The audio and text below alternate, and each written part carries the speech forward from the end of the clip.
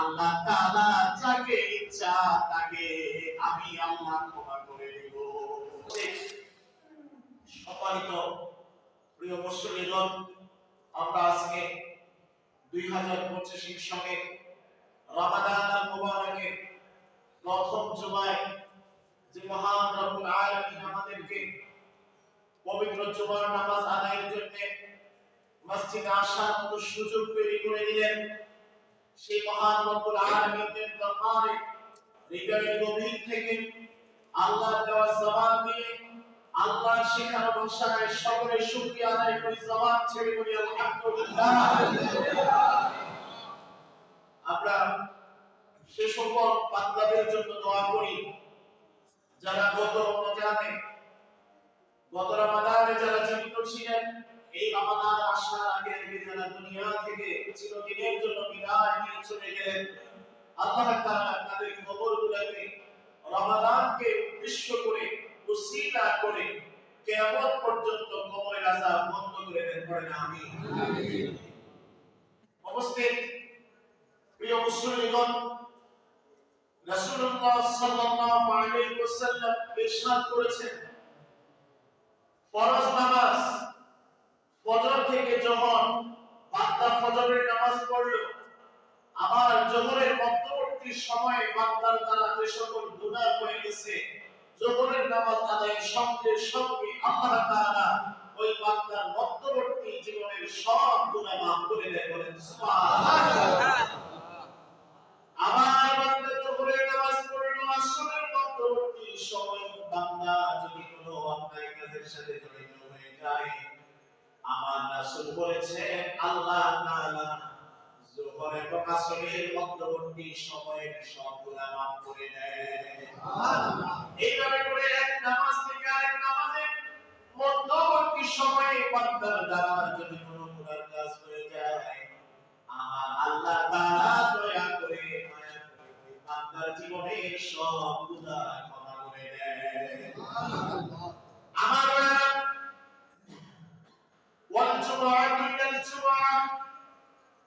আমার রাসূল করিম সাল্লাল্লাহু আলাইহি সাল্লাম বলেছেন, আমার আল্লাহ তাআলা এক জুমা থেকে আরেক জুমা পর্যন্ত মধ্যবর্তী দিনগুলোতে বান্দার দ্বারা যদি কোনো গুনাহ কাজ হয়ে থাকে, বান্দার দ্বারা যদি কোনো অন্যায় কাজ হয়ে থাকে, আল্লাহ তাআলা এই জুমার মধ্যবর্তী দিনগুলোতে আল্লাহ সব গুনাহ মাফ করে দেন, বলেন সুবহানাল্লাহ।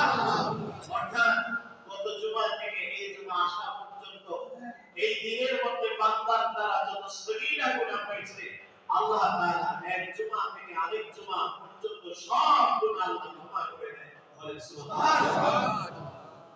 আমার ভাইরা, ওয়া রমাদান ইলা রমাদান ওয়া রমাদান ইলা রমাদান মুকাফফিরাতুন মা বাইনাহুন্না ইযা তানাবাল কাবাইর। আল্লাহ তাআলা বান্দার জন্য এক রমাদান থেকে আরেক রমাদান দান করেন। এই গোটা একটি বছর বান্দার দ্বারা যত গুনাহ হয়ে থাকে, এই এক রমাদান থেকে আরেক রমাদানের মধ্যবর্তী জীবনের সব গুনাহ আল্লাহ তাআলা ক্ষমা করে দেন, বলেন সুবহানাল্লাহ। এই রমাদান মাস আল্লাহ তাআলা একটার উপরে আরেকটার মর্যাদা বাড়িয়ে দিয়েছেন। দিনগুলোর মধ্যে জুমার দিনের মর্যাদা আল্লাহ তাআলা বাড়িয়ে দিয়েছেন, আর মাসগুলোর মধ্যে সবচেয়ে শ্রেষ্ঠ মাস আল্লাহ তাআলা বানিয়েছেন রমাদান মাসকে, বলেন সুবহানাল্লাহ। এমন একটি মাসকে রোজাদার অবস্থায় মসজিদে এসে আমরা খুশি না বেজা? খুশি। জবান ছেড়ে চিৎকার দিয়ে বলেন আলহামদুলিল্লাহ। আমার ভাইরা, রাসূলুল্লাহ সাল্লাল্লাহু আলাইহি ওয়াসাল্লাম বলেছেন, রমাদান হলো বান্দার জন্য শ্রেষ্ঠ এক নিয়ামতের মাস, বলেন সুবহানাল্লাহ। রমাদান মাস এটা হচ্ছে বরকতের মাস। হযরত আবু হুরায়রা রাদিয়াল্লাহু তাআলা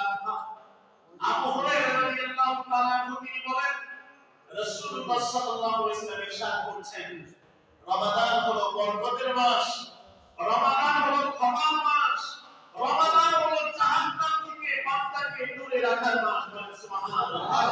শুধু তাই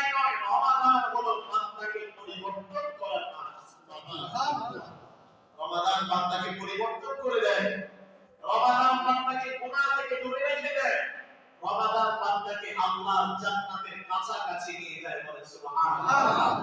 এজন্য ভাইরা আমার, এই যে রমাদানে আকস্মিক মানুষের পরিবর্তন হতে দেখে কেউ কাউকে নিয়ে হাসি ঠাট্টা করবেন না। অনেকে হাসি ঠাট্টা করে, রমাদান আসছে একেবারে মোল্লা হয়ে গেছো, হুজুর হয়ে গেছো, পাঞ্জাবি পরে একেবারে। আমার ভাইরা, রমাদান তো আসছে মানুষকে পরিবর্তন করার জন্য, ঠিক কি না বলেন? রমাদান আসছে বেনামাজি বান্দাকে নামাজি বানানোর জন্য, রমাদান আসছে হারাম করতে হালাল পথে নিয়ে আসার জন্য, রমাদান আসছে বান্দার ভিতরে আল্লাহর ভয়কে জাগ্রত করে দেওয়ার জন্য, ঠিক কি না বলেন? আমার ভাইরা, এই রমাদান এটা কোরআন আগমনের মাস, এই রমাদান মুসলমানের জন্য কল্যাণকর মাস, এই রমাদান মুনাফিকদের জন্য সবচেয়ে কষ্টের মাস, ঠিক কি না? মুনাফিকদের জন্য এই রমাদান মুনাফিকদের জন্য অত্যন্ত কষ্টের, আর মুমিনদের জন্য শান্তি। সুবহানাল্লাহ। আমাদের জন্য হচ্ছে রমাদান শান্তির মাস, আমাদের জন্য এই রমাদান আশার মাস, আমাদের জন্য এই রমাদান জান্নাতকে ক্রয় করে নেওয়ার মাস। বলেন সুবহানাল্লাহ।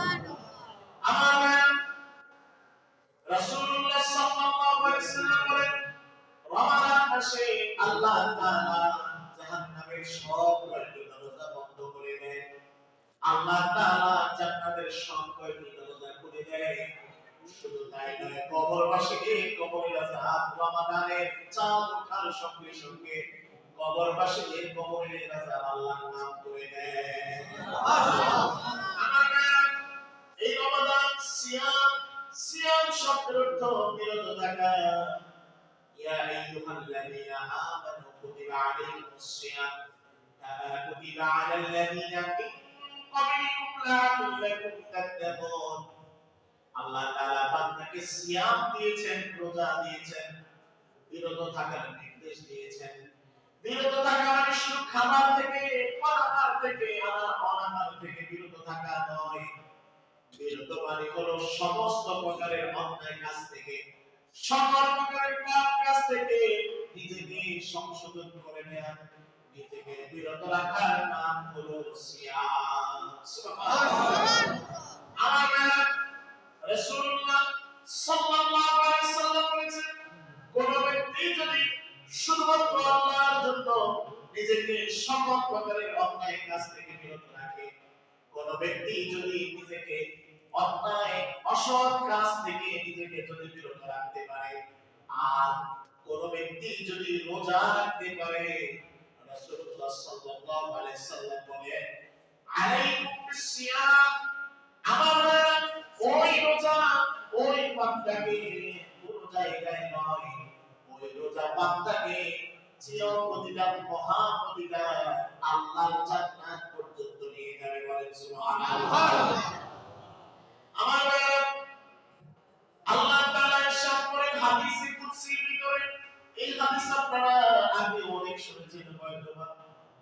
আমার ভাইরা, আল্লাহ তাআলা বলেন, বান্দা যখন রোজা রাখে, এই রোজা বান্দা দুনিয়াতে কিছু পাওয়ার জন্য রাখে না, কোন মানুষকে সন্তুষ্ট করার জন্য কোন মানুষ রোজা রাখে না, কোন মানুষকে সন্তুষ্ট করার জন্য কোন মানুষ রোজা রাখে না। মানুষ নামাজ পড়তে পারে মানুষকে দেখানোর জন্য, মানুষের কাছে সাময়িকভাবে ভালো হওয়ার জন্য, মানুষ নামাজি বলবে এই জন্য মানুষ নামাজ পড়তে পারে, নির্বাচনে জয়লাভ করার জন্য নির্বাচনের আগে মসজিদে মসজিদে ঘুরতে পারে, নামাজ পড়তে পারে, ঠিক না বলেন? আমার ভাইরা, মানুষকে জনগণকে দেখানোর জন্য মানুষ নামাজি হতে পারে, মানুষ নামাজি বলবে এই জন্য নামাজ পড়তে পারে, মানুষ দানবীর বলবে, দানশীল বলবে, গরিবের বন্ধু বলবে এই জন্য মানুষ যাকাত দিতে পারে, মানুষ তার নামের আগে হাদিসাব লাগিয়ে দিবে, আল-হাজ লাগিয়ে দিবে, এই জন্য মানুষ হজ করতে পারে। কিন্তু যে বান্দা রোজা রাখে, ওই বান্দা মানুষকে দেখানোর জন্য রোজা রাখে না, ওই বান্দা শুধুমাত্র আমি আল্লাহকে পাওয়ার জন্য, আমি আল্লাহকে খুশি করার জন্য এই বান্দা রোজা রাখে। সুবহানাল্লাহ।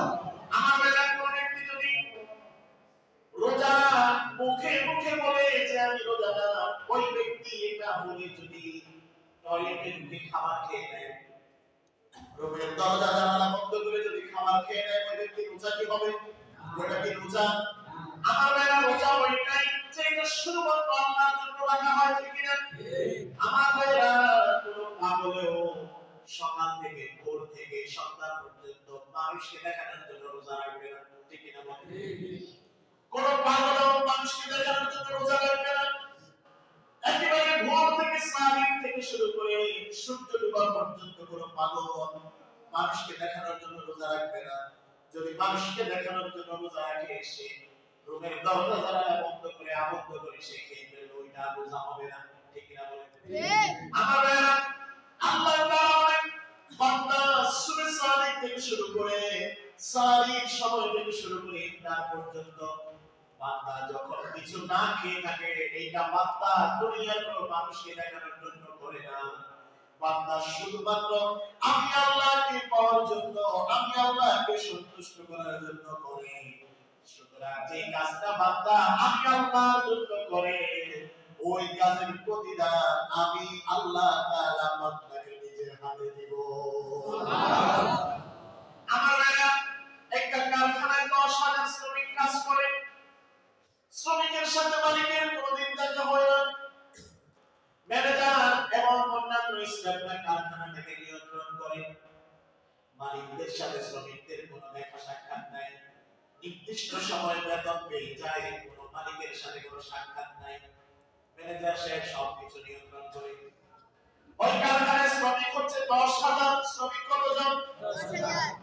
আমার ভাইরা, উদাহরণ গভীরভাবে বুঝেন, 10,000 শ্রমিক একটা কারখানায় ফ্যাক্টরিতে কাজ করে, মালিকের সাথে শ্রমিকদের কোনো দেখা সাক্ষাৎ নাই। ম্যানেজার সাহেব ওই কারখানাটাকে নিয়ন্ত্রণ করে। আমার ভাইরা, হঠাৎ করে মালিক একদিন আগমন করে 10,000 শ্রমিকের মধ্য থেকে একজনকে ডাক দিয়ে বলল, ও তুমি এদিকে আসো, এদিকে আসো, তুমি এদিকে আসো, আমি তোমাকে নির্দেশ দিচ্ছি, তুমি আমার এই কাজটা যদি সুন্দরভাবে করে দিতে পারো, তাহলে এই কাজের পুরস্কারটা আমি, এই 10,000 শ্রমিকের মালিক আমি তোমাকে নিজ হাতে দেব।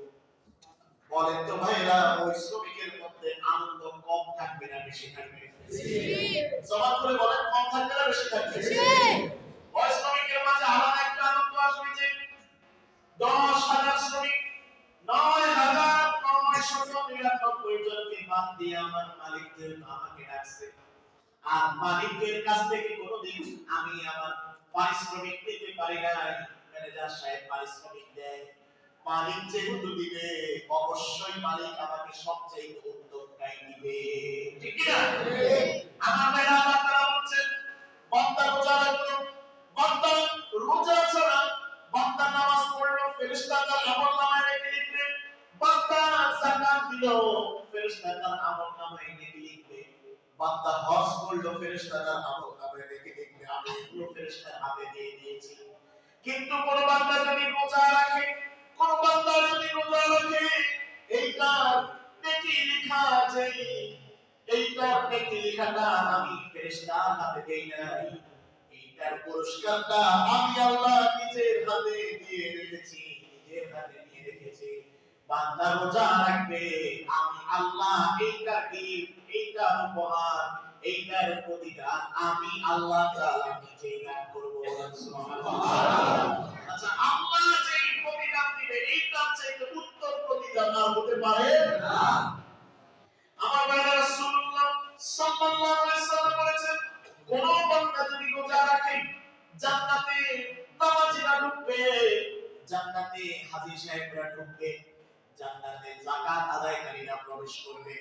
সব কাজ করে এরকম অনেক লোক জান্নাতে প্রবেশ করবে, সবাই আলাদা আলাদা, সবাই জান্নাতে যাবে আলাদা আলাদা কাজ করার পরে। আমার ভাইরা, রাসূলুল্লাহ সাল্লাল্লাহু আলাইহি ওয়াসাল্লাম বলেন, সবাই বিভিন্ন প্রকারের গেট দিয়ে প্রবেশ করবে, কিন্তু জান্নাতের মধ্যে একটা গেট, একটা দরজা আল্লাহ তাআলা স্পেশাল বান্দাদের জন্য রেখে দিয়েছেন। সেই স্পেশাল দরজার নাম হচ্ছে রাইয়ান। এই রাইয়ান নামক গেট দিয়ে নামাজীরা যদি আসতে চায়, তাদেরকে ঢুকতে দেওয়া হবে না। যাকাত আদায়কারীরা ভাইরা যদি আসতে চায় তাদেরকে ঢুকতে দেওয়া হবে না। হাজী সাহেবরা যদি রাইয়ান গেট দিয়ে ঢুকতে চায় তাদেরকে গেট দিয়ে প্রবেশ করতে দেওয়া হবে না। আমার রাসূল বলেন রাইয়ান নামক গেট দিয়ে শুধুমাত্র আল্লাহ তাআলা রোজাদার বান্দাদেরকে প্রবেশ করাবে জান্নাতে। বলেন সুবহানাল্লাহ। Special gate. একটা অনুষ্ঠানে যদি প্রধানমন্ত্রী আসে তার গেট দিয়ে, যে গেট দিয়ে তিনি প্রবেশ করবে ওই গেট দিয়ে সাধারণ মানুষকে প্রবেশ করতে দেওয়া হবে না। ঠিক না বলেন? ঠিক। আল্লাহ রাসূল সাল্লাল্লাহু আলাইহি ওয়াসাল্লাম বলেন যে রোজাদাররা রাইয়ান নামক গেট দিয়ে আল্লাহর জান্নাতে প্রবেশ করবে। বলেন সুবহানাল্লাহ। আমার ভাইরা, এই জন্য রোজার মর্যাদা, রোজাদারের মর্যাদা আল্লাহর কাছে অনেক বেশি। রাসূলুল্লাহ সাল্লাল্লাহু আলাইহি ওয়াসাল্লাম বলেন কোন বান্দা সেই সাহারীকে সন্ধ্যা পর্যন্ত, ইফতার পর্যন্ত, আযান পর্যন্ত মাগরিবের কোন বান্দা আল্লাহর জন্য রোজা রাখে, বিকেল বেলা সারাটা দিন না খাওয়ার কারণে রোজাদারের মুখ দিয়ে একটা দুর্গন্ধ বের হয়। ঠিক না বলেন? সারাটা দিন না খাওয়ার কারণে শুধুমাত্র আল্লাহর জন্য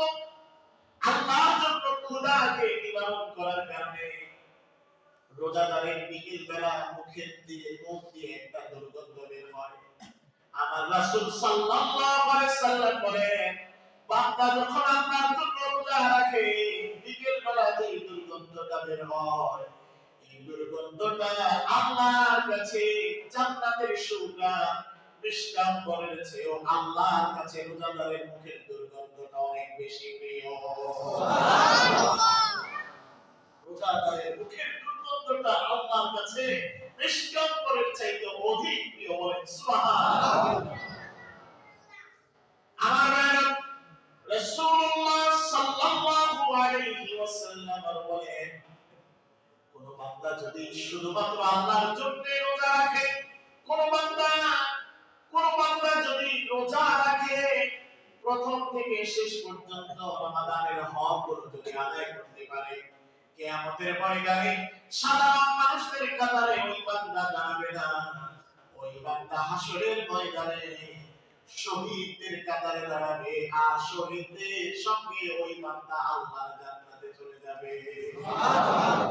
আমাদের শহীদ ইসলামের জন্য যারা জীবন দিয়ে দেয়, আমার ভাইরা শহীদদের সর্দার আমির হামজা রাদিয়াল্লাহু তাআলা আনহু রাসূল করিম সাল্লাল্লাহু আলাইহি ওয়াসাল্লামের এই চাচা আমির হামজা রাদিয়াল্লাহু তাআলা আনহু নির্মমভাবে শহীদ হন বদরের প্রান্তরে। আমার ভাইরা রাসূলুল্লাহ সাল্লাল্লাহু আলাইহি ওয়াসাল্লামের চাচা আমির হামজা রাদিয়াল্লাহু তাআলা আনহুকে নির্মমভাবে শহীদ করা হয়।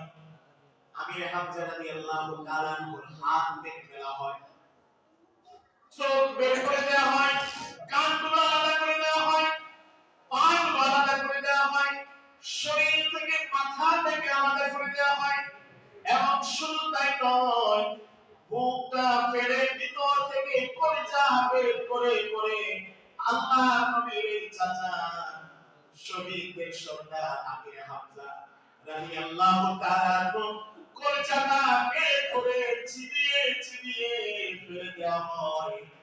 আমার ভাইরা, আমার রাসূল বলেছেন কোন ব্যক্তি যদি রোজা রাখে, ওই যে আমার চাচা আমির হামজা রাদিয়াল্লাহু তাআলা ইসলামের জন্য যেইটা শরীরটাকে খন্ড খন্ড করে দেওয়া হয়েছে, আল্লাহর কাছে তার যেমন মর্যাদা, রোজাদার ওই শহীদদের সঙ্গে আল্লাহর কাছে এমন মর্যাদা পেয়ে যাবে। সুবহানাল্লাহ। আমার ভাইরা, আমির হামজা রাদিয়াল্লাহু তাআলা আনহুকে নির্মমভাবে শহীদ করা হয়েছে, হাতগুলোকে আলাদা করে দেওয়া হয়েছে, মাথাটাকে দেহ থেকে পুরো আলাদা করে দেওয়া হয়েছে, পাগুলো আলাদা করে দেওয়া হয়েছে, চোখগুলো খুলে ফেলা হয়েছে, কানগুলোকে আলাদা করে দেওয়া হয়েছে। আমার ভাইরা, রাসূলুল্লাহ সাল্লাল্লাহু আলাইহি ওয়াসাল্লামের চাচা আমির হামজা রাদিয়াল্লাহু তাআলা আনহু ভিতর থেকে কলিজাটা বের করে চিবিয়ে চিবিয়ে খাওয়া হয়েছিল। আমির হামজা রাদিয়াল্লাহু তাআলা আনহুকে রাসূলুল্লাহ সাল্লাল্লাহু আলাইহি সাল্লাম এই অবস্থা দেখে তিনি আর সহ্য করতে পারেন নাই। রাসূলুল্লাহ সাল্লাল্লাহু আলাইহি সাল্লাম সাহাবীদেরকে নির্দেশ দিলেন, দেখে সমস্ত অঙ্গ প্রত্যঙ্গগুলোকে একসাথে করো। আমার ভাইরা এমন নির্মমভাবে শহীদ করেছেন, ওই ব্যক্তির নাম হচ্ছে ওয়াহাশী। সাহাবী পরবর্তীতে মুসলমান হয়েছেন। আমার ভাইরা, রহমতের দিনগুলো চলে যাচ্ছে।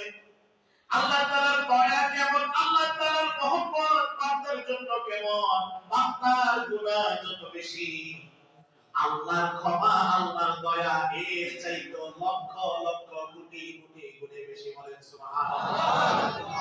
এই হতভাগা সাহাবী ওয়াহাশী ইবনে হারব রাদিয়াল্লাহু তাআলা আনহু, আল্লাহর নবী সাল্লাল্লাহু আলাইহি সাল্লামের চাচা আমির হামজা রাদিয়াল্লাহু তাআলা কে নির্মমভাবে শহীদ করেছেন।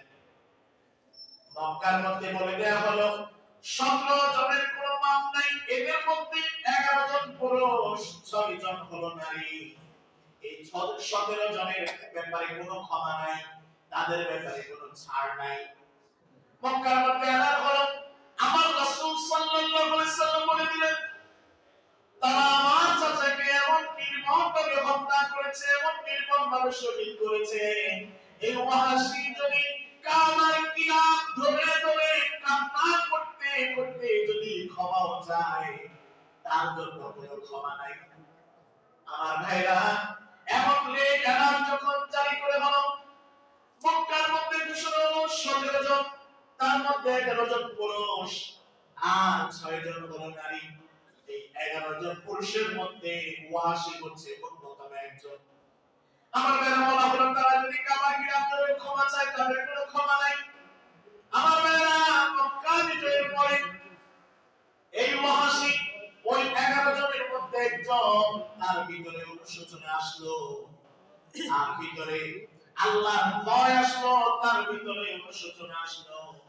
আল্লাহ তাআলা কোরআনে কারীমে সূরাতুল ফুরকান আল্লাহ তাআলা জানায় দিলেন, ওয়াল্লাযীনা লা ইয়াদউনা মা'আল্লাহি ইলাহান আখার ওয়া লা ইয়াকতুলুনা আন-নাফসাল্লাতী হারামাল্লাহু ইল্লা বিল হাক্কি ওয়া লা ইয়াসনুন ওয়া মান ইয়াফআল যালিকা ইয়ালকা আসাবা। পড়েন আল্লাহু আকবার। আমার ওয়াহাশীর মক্কা বিজয়ের পরে অনুশোচনা আসলো, ওয়াল্লাযীনা লা ইয়াদউনা মা'আল্লাহি ইলাহান আখার ওয়া লা ইয়াকতুলুনা আন-নাফসা আল্লাতী হারামাল্লাহু ইল্লা বিল হাক্কি ওয়া লা ইয়াসনুন। আল্লাহু আকবার। ওয়া মান ইয়াফআল যালিকা ইয়ালকা আসাবা। আল্লাহু আকবার। ওয়াহাশীর অনুশোচনা আসলো, সূরা ফুরকানে নাযিল হলো, যারা আল্লাহ ছাড়া অন্য কাউকে ডাকে, আল্লাহ ছাড়া অন্য কারো ইবাদত করে, তাদের জন্য কোনো ক্ষমা নাই। যারা অন্যায়ভাবে মানুষকে হত্যা করে, ওয়ালা ইয়াকতুলুন, যারা অন্যায়ভাবে কোনো মানুষকে হত্যা করে, তাদের জন্য কোনো ক্ষমা নাই। ওয়ালা ইয়াসনুন, যারা জিনার সঙ্গে জড়িত, যারা ধর্ষণের সঙ্গে জড়িত, তাদের জন্য কোনো ক্ষমা নাই। আমার ভাইরা, ওয়াহাশীর ভিতরে পরিবর্তন আসলো। হায় হায়, আমি তো মানুষ হত্যা করে ফেলেছি। সাইয়্যিদুশ শুহাদা আমির হামজা রাদিয়াল্লাহু তাআলা কে নির্মমভাবে শহীদ করেছি। আরে আমার জন্য কি কোনো ক্ষমা নাই? আরে আমি কি কোনো ক্ষমা পাবো না? আমার ভাইরা, আমির হামজা রাদিয়াল্লাহু তাআলা কে যিনি হত্যা করেছেন ওয়াহাশী, তার ভিতরে এমন অনুশোচনা যখন আসলো, পরিবর্তন যখন আসলো, আমার ভাইরা, এই ওয়াহাশী চিঠি লিখলেন আল্লাহ রাসূলের কাছে। আহারে, ইয়া রাসূলুল্লাহ, আমার ভিতরে অনুশোচনা আসলো, আমি নিজেকে পরিবর্তন করতে চাই, আমার জন্য কি কোনো ক্ষমা নাই? ও ইয়া রাসূলুল্লাহ, আমি কি নিজেকে জাহান্নাম থেকে মুক্ত করতে পারবো কিনা? আমার জন্য কি কোনো ক্ষমা আছে কিনা? আমার ভাইরা, এই চিঠি যখন লিখলেন, এই চিঠি লেখার পরে আল্লাহ তাআলা সূরা ফুরকানের পরবর্তী আয়াতে কারিমা ওয়াসির চিঠির উত্তরে আল্লাহ তাআলা রাসূলের উপরে নাযিল করলেন। আল্লাহ তাআলা বলেন ইল্লা মান তাবা ওয়া আমানা ওয়া আমিলা আমালান সালিহান ফাউলাইকা ইউবাদদিলুল্লাহু সাইয়্যাতিহিম হাসানাত ওয়া কানা আল্লাহু গফুরার রহিমা। বলেন আল্লাহু আকবার। ওয়াসির ভিতরে যখন এই অনুশোচনা আসলো, যারা আল্লাহ ছাড়া অন্য কাউকে রব বলে স্বীকার করে, আল্লাহ ছাড়া অন্য কাউকে তাকে আল্লাহ ছাড়া অন্য কারো ইবাদত করে, তাদের ক্ষমা নাই। যারা মানুষ হত্যা করে তাদের ক্ষমা নাই, যারা সিনার সঙ্গে জড়িত তাদের ক্ষমা নাই। ওয়াসির ভিতরে যখন এই অনুশোচনা আসলো যে আসলে কি আমার কোনো ক্ষমা নাই, আমি কি নিজেকে জাহান্নাম থেকে বাঁচাতে পারবো না, আমি কি আল্লাহর জান্নাতে যেতে পারবো না, ওয়াসি যখন কান্নাকাটি করা শুরু করে, ওয়াসি যখন আল্লাহর নবীর কাছে চিঠি লিখলো, আল্লাহ তাআলা আয়াতে কারিমা নাযিল করলেন ইল্লা মান তাবা, তবে আমি আল্লাহর পক্ষ থেকে তাদের জন্য ক্ষমা আছে যারা তওবা করে, ওয়া আমানা, যারা ঈমান আনে, ওয়া আমিলা আমালান সালিহান। আমার ভাইরা, ওয়াসি উত্তর পেয়ে এবার বলল, আহারে আল্লাহ যাকে ইচ্ছা তাকে ক্ষমা করবে, আল্লাহ যাকে ইচ্ছা তাকে মাফ করবে। আমি ওয়াসি এত হতভাগা, আমার এত পাপ, এত অন্যায়, আমি মনে হয় আল্লাহর কাছ থেকে ক্ষমা পাবো না, আল্লাহ মনে হয় আমার প্রতি ক্ষমার ইচ্ছা করবে না। আল্লাহ তাআলা পরবর্তী আয়াতে কারিমা নাযিল করলেন। আল্লাহ তাআলা পরবর্তীতে বললেন ইন্নাল্লাহা লা ইয়াগফিরু আন ইউশরাকা বিহি ওয়া ইয়াগফিরু মা দুনা যালিকা লিমান ইয়াশা। আমার আল্লাহ তাআলা যারা শিরকের সাথে জড়িত, যারা আমি আল্লাহর সাথে অংশীদার সাব্যস্ত করে, আমি আল্লাহ তাআলা তাদেরকে ক্ষমা করব না, আর যাকে ইচ্ছা আমি আল্লাহ তাআলা তাকে ক্ষমা করে দেব। সুবহানাল্লাহ। আওয়াজে বলেন সুবহানাল্লাহ। আমার ওয়াসি ভিতরে একটু অনুশোচনা আসলো, একটু পরিবর্তন আসলো, আল্লাহ কি আমাকে ক্ষমা করবে না? আল্লাহর পক্ষ থেকে যখন এই আয়াতগুলো ওয়াসি পেল, ওয়াসির ভিতরে এবার আরেকটু আগ্রহ জাগলো, আরে হয়তো আল্লাহ আমার জন্য ক্ষমা রাখছে, তারপর আল্লাহর ব্যাপারে ভয় আছে। আমার ভাইরা, ওয়াসি তার নিজেকে নিজে প্রশ্ন করলো, আল্লাহ যাকে ইচ্ছা তাকে ক্ষমা করবে, যাকে ইচ্ছা তাকে ক্ষমা করবে না, তবে যে ব্যক্তি তাওবা করবে, যে ব্যক্তি ঈমান আনবে, যে ব্যক্তি ভালো কাজ করবে, আল্লাহ তাকে ক্ষমা করবে। আমি তাওবা করব, আমি ঈমান আনবো, কিন্তু ভালো কাজ কতটুকু করতে পারবো আমার জানা নাই, কতদিন আমি বেঁচে থাকবো এটা তো আমার জানা নাই, আল্লাহ কি আমাকে ক্ষমা করবে কিনা? আল্লাহ তাআলা রাসূলুল্লাহ সাল্লাল্লাহু আলাইহি সাল্লামের উপরে ওয়াসির প্রশ্নের উত্তরে আল্লাহ তাআলা আয়াতে কারিমা নাযিল করলেন, যেটাকে বলা হয় কোরআনের সবচেয়ে আশাবাচক আয়াত, যেটাকে বলা হয় কোরআনের সবচেয়ে বান্দার জন্য আশার আলো। আল্লাহ তাআলা বলেন কুল ইয়া ইবাদিয়াল্লাযীনা আসরাফু আলা আনফুসিহিম লা তাকনাতু মির রাহমাতিল্লাহ, আল্লাহু আকবার, ইন্নাল্লাহা ইয়াগফিরুয যুনুবা জামিআন,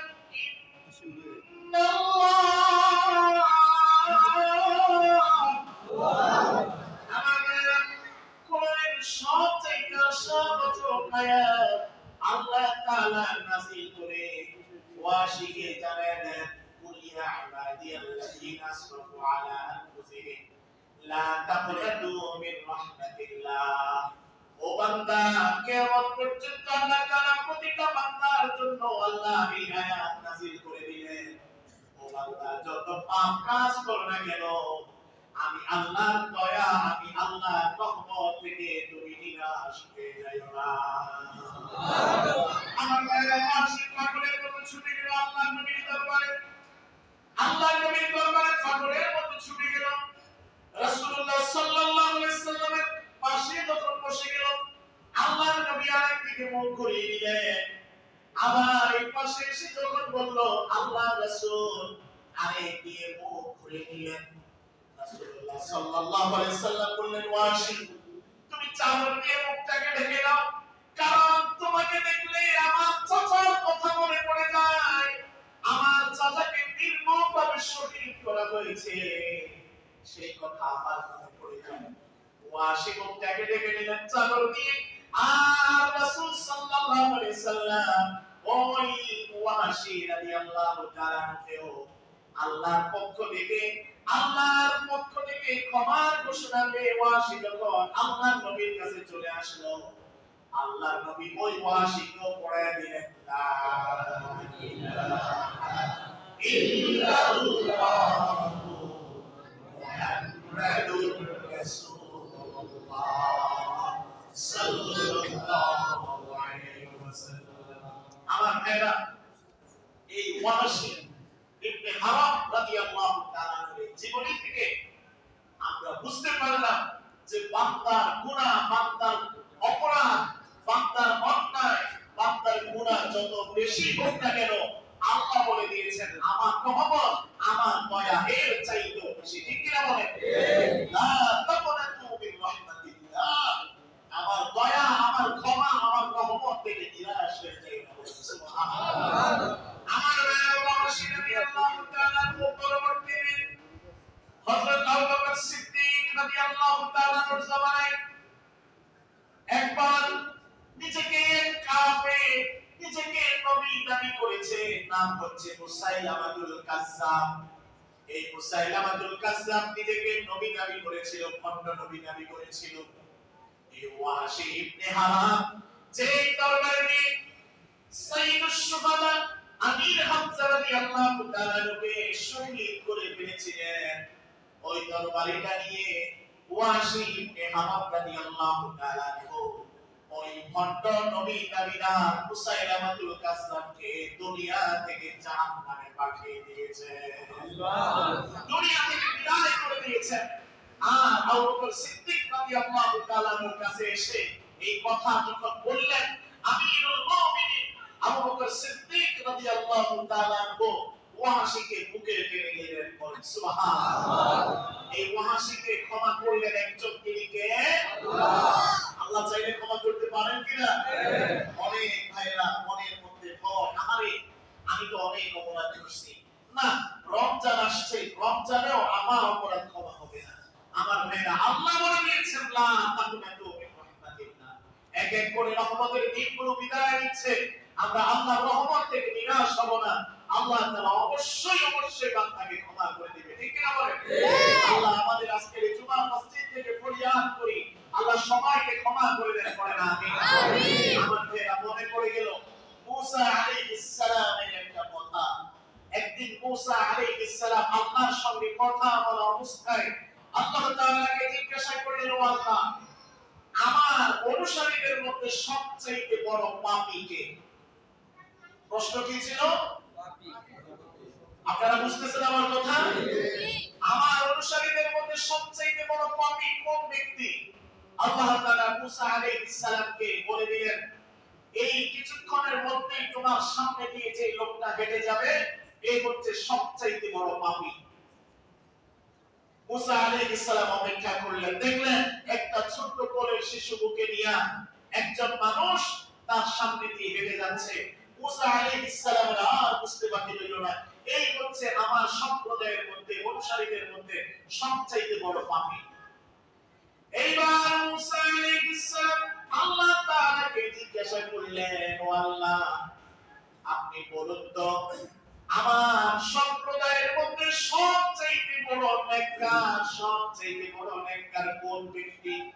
আমি একটু দেখতে চাই। আল্লাহ তাআলা জানায় দিলেন, মুসা, আজকে সূর্য ডোবার সঙ্গে সঙ্গে ওই যে পূর্বে যে স্থান দিয়ে আপনার সামনে দিয়ে একটা মানুষ গিয়েছিল, ওই স্থান দিয়ে সূর্য ডোবার সঙ্গে সঙ্গে যে মানুষটা যাবে, ওই মানুষটাই হচ্ছে আপনার সম্প্রদায়ের মধ্যে সবচেয়ে বেশি নেককার। আমার মুসা আলাইহিস সালাম ওই পথের মধ্যে সূর্য ডুবার আগে আগে গিয়ে অপেক্ষা করছিলেন। তার সম্প্রদায়ের মধ্যে সবচাইতে বড় নেককার, সবচাইতে ভালো মানুষ, আল্লাহর কাছে পছন্দনীয় মানুষ, সবচেয়ে নেককার মানুষটাকে তাকে দেখবেন।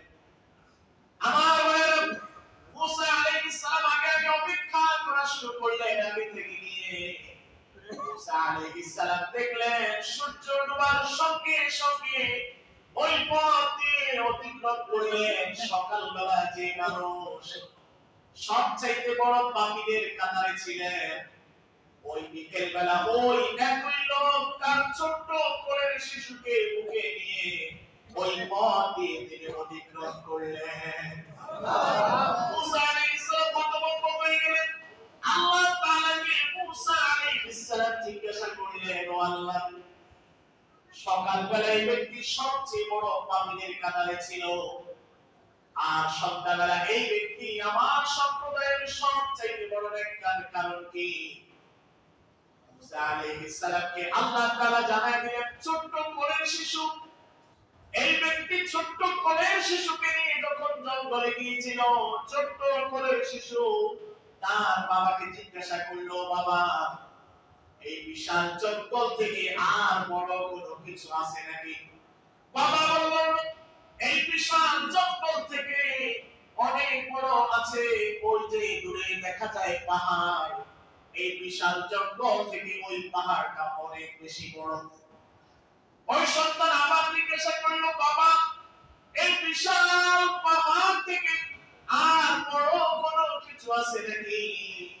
ওই বাবা সঙ্গে সঙ্গে উত্তরে বলে দিল, এই বিশাল পাহাড় থেকে বিশাল কিছু, সেটা হচ্ছে আমাদের মাথার উপরে কোটিবিহীন যেই আকাশ, এই আকাশ বিশাল পাহাড় থেকে অনেক অনেক গুণে বড়। আমার ভাই, ওই সন্তান আমার তার বাবাকে প্রশ্ন করলো, বাবা, এই বিশাল আকাশ থেকে বড় কোনো কিছু আছে নাকি? সঙ্গে সঙ্গে তার বাবা বলল, চোখ দিয়ে পানি বের হয়ে গেল, চিৎকার দিয়ে বলল, এই আসমান যত বড়, এর চাইতে আমার জীবনে যত পাপ কাজ করেছি, যত অন্যায় কাজ করেছি, আমার পাপ এই বিশাল আসমানের চেয়েও বড়। আমার ভাইরা, আবার ওই ব্যক্তি বলে দিল, আমার পাপ যত না বড়, এর চাইতেও আল্লাহর দয়া, আল্লাহর রহমত লক্ষ কোটি কোটি কোটি বেশি বড়। আমার ভাইরা, মুসা আলাইহিস সালামকে আল্লাহ তাআলা জানায় দেন, ওই ব্যক্তি যখন তার পাপের ব্যাপারে অনুশোচনা নিয়ে আসলো, ওই ব্যক্তি যখন বুঝতে পারলো তার পাপ অনেক বেশি, আর আমি আল্লাহর দয়া, আমি আল্লাহর ক্ষমা অনেক বেশি, তোমার সম্প্রদায়ের সকালবেলা যেই লোকটা সবচেয়ে বড় পাপী ছিল, সন্ধ্যাবেলা তার অনুশোচনার কারণে তোমার সম্প্রদায়ের মধ্যে আমি আল্লাহ ওই ব্যক্তিকে সবচেয়ে বেশি নেককার বানিয়ে দিয়েছি।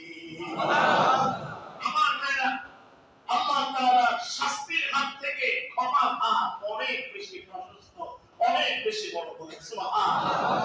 এজন্য ভাইরা আমার, অনেক যুবক ভাইরা আছেন যে হুজুর, আমি তো সারা বছর নামাজ পড়ি না, রমজানে কি আল্লাহ আমাকে ক্ষমা করবে? অবশ্যই অবশ্যই। ওই যে মুসা আলাইহিস সালামের জামানায় সবচাইতে বড় পাপী সকালবেলা ছিল, সন্ধ্যাবেলা সবচাইতে বেশি নেককার আল্লাহ তাআলা শুধুমাত্র তাওবা, অনুশোচনার কারণে আল্লাহ তাআলা তাকে বানিয়ে দিয়েছেন। আজও আমার বিশ্বাস হয়, আমরা যদি তওবার মতো তওবা করতে পারি, অবশ্যই আল্লাহ তাআলা আমাদেরকে ক্ষমা করবেন। ঠিক কি না বলেন? আমরা অবশ্যই আল্লাহর কাছে ক্ষমা চাইবো। রমাদান পেয়ে যদি আমরা আমাদের নিজেদের গুনাহগুলোকে ক্ষমা করাতে না পারি, এর চাইতে হতভাগা, এর চাইতে হতভাগা ব্যক্তি আসমানের নিচে জমিনের উপর আর হতে পারে না। ঠিক কি না বলেন? এজন্য আমরা রোজা রাখবো, আমরা আল্লাহর কাছে বেশি বেশি করে ইস্তিগফার করব। আল্লাহ আমাদের সবাইকে ক্ষমা করে দেন, পড়ে আমিন। রহমতের দিনগুলো আস্তে আস্তে করে চলে যাচ্ছে। আল্লাহ আপনি আমাদের উপরে, আমাদের পরিবারের সদস্যদের উপর আপনার রহমত নাযিল করেন, পড়ে আমিন।